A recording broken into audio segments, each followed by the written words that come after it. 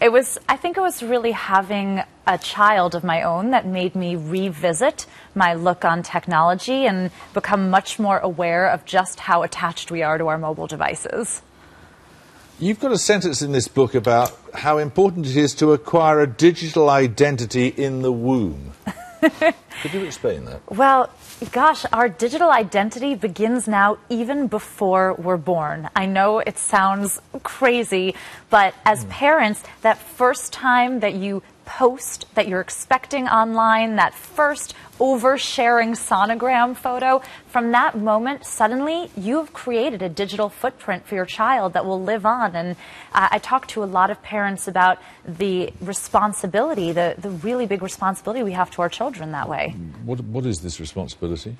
Well, you have the responsibility as parents to make sure that if you're sharing information about your children online, that you're not doing anything that will damage them in the future. You also have the responsibility, a lot of parents now are turning to Google, to search engines, to make sure that they're carving out the best real estate online for their children. They're reserving email addresses. They're making sure that their child doesn't share a name with someone with very unsavory search results. You can't be serious.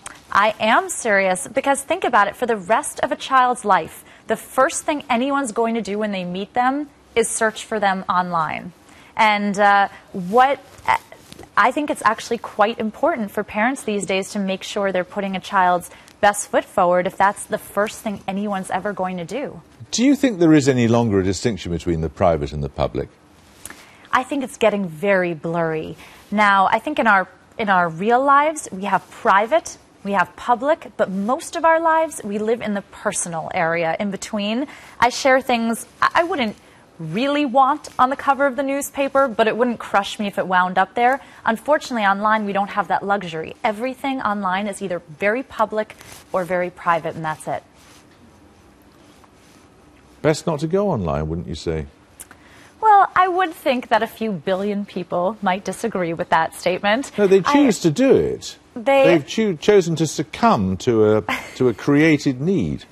I think there are amazing benefits to all of these online sites. Obviously, I'm a bit biased. I worked for 6 years on the forefront of one, but I think when you look at a lot of the political events in the world, people now have a voice that used to be voiceless. You look at even the disabled community, people can now communicate in far and away, and children now especially, there's so many more tools for education and creativity. Of course, you can always look at the dark side of anything. But do you have any sense of a guilty conscience because you marketed Facebook? No, definitely. I definitely believe that the glass is very half full when it comes to using Facebook. But what I do think is that, especially as a mom, it's easy when you're in Silicon Valley to just have your head down and think about what you're innovating right now. It was not until I left and I started speaking to other moms, other people around the world, that I realized for every opportunity we've created with social media, we've also created challenges in people's lives that definitely need to be addressed.